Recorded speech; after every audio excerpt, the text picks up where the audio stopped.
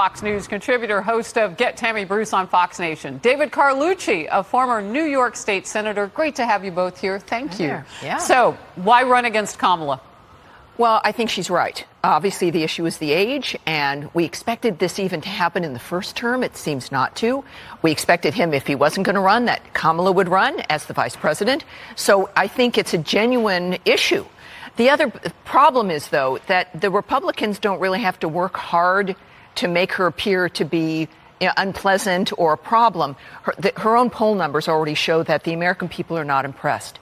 It's her own presence, her own way of delivery, the word salad speeches, the lack of any action on the border, on other things she's been assigned to. Now, artificial intelligence, God help us, is that we're seeing that she doesn't deliver. Now, if you were a great vice president, the Republicans would be in real trouble right now, but she's not. And that the Democrats have to worry about that, independents do, and certainly Republicans as well. So, David, they're going to spend a lot of money dressing her up. I don't know. Will putting her in Prada help her out? I think getting her message across and seeing who she really What is her will message? help. Well, she's a distinguished politician, unprecedented, highest elected female ever in the history of the United States. Why doesn't she ever say that? Has been a tie-breaking vote in the Senate 29 times, tied with John Adams, the second most in the history of the United States. She's been circumstantial. She's been relevant. And it's an unprecedented role, first female as vice president. And I think the vice president is always criticized and not taken seriously. But if you look at her record, first female attorney general the first DA in San Francisco, or DA of a big city. She's got a long list of accomplishments. And I think if people actually see that and get through, the hysteria and the jokes, they see that she's very You know what I capable. want to thank you for? And I mean, you did play the woman card quite a few times, but you didn't play the race card. And on your side of the aisle, that's as rare as a unicorn in a sweater vest. The difference, too, It is. Seriously. Yes, and it's because when you think about what she's accomplished, getting a job is not the accomplishment. Delivering in that job is the accomplishment. So when you could put, and I really appreciate, he's very good at what he does, and I appreciated that, but that's as good as the argument will get, is to say, look at where she's been placed. And that is an insult in general, and it certainly is not something you can claim that you did.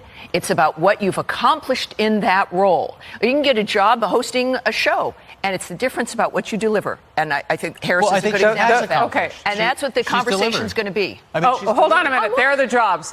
Which one has she delivered at? I know we missed a couple. Well, the audience didn't because they could see it. I mean, we can look at major accomplishments that the Biden administration has gotten. No. I want to know which job she succeeded at. Do we need to scroll that again for David? Because I seriously want to know. Because if you're telling me that she's accomplished going out on the stump and being able to echo her boss, well, that was an easy job because he can barely get the words out in the first place. So it's not really an echo. I think there's a difference Correct. between complaining and campaigning.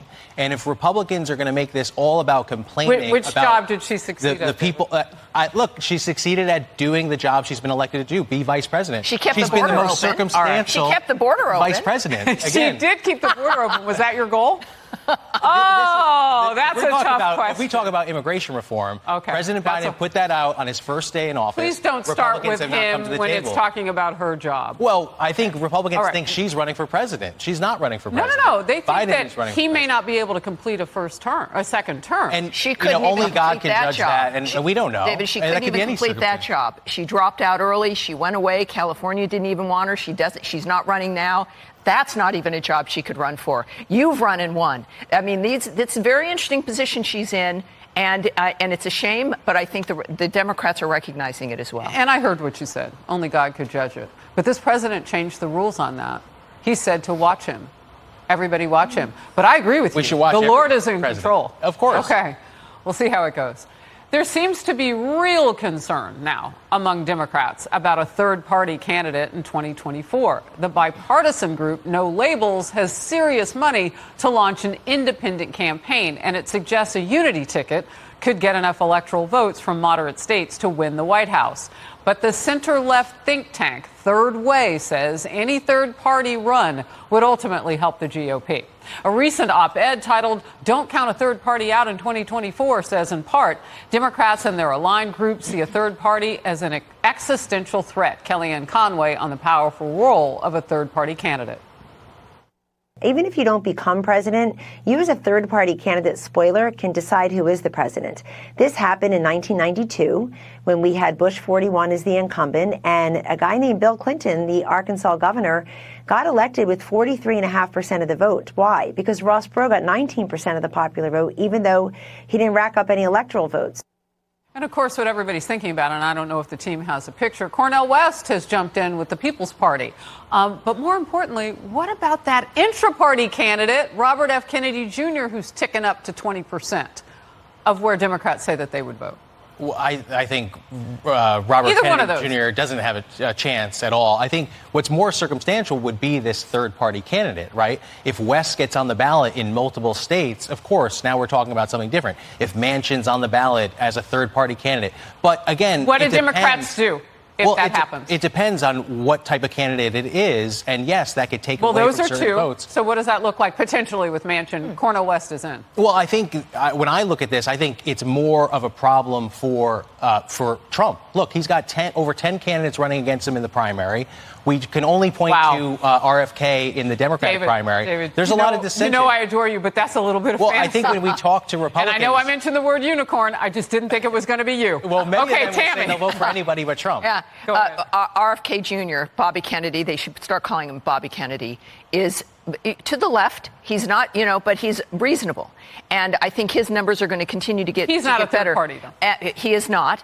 But at the same time, if you have a bloc like a Cornel West who affects the African-American vote, who peels people off that they're already having trouble with, Donald Trump already has, made terrific inroads to the black vote around the country. So that presents a dynamic that is worse for the Democrats than it is for Donald Trump. And at the same time, I think what the Democrats have to do, and you might be seeing it, no debates, right? Running it from the basement. Does that work, spending though? all the money. Look who won the presidency. Spending all that money. I think because age is an issue, though, Tammy and David. Yes, it is. It might be harder to run from a debate. Joe Biden We got to run is because president outnumbered is after the break. Thank you both.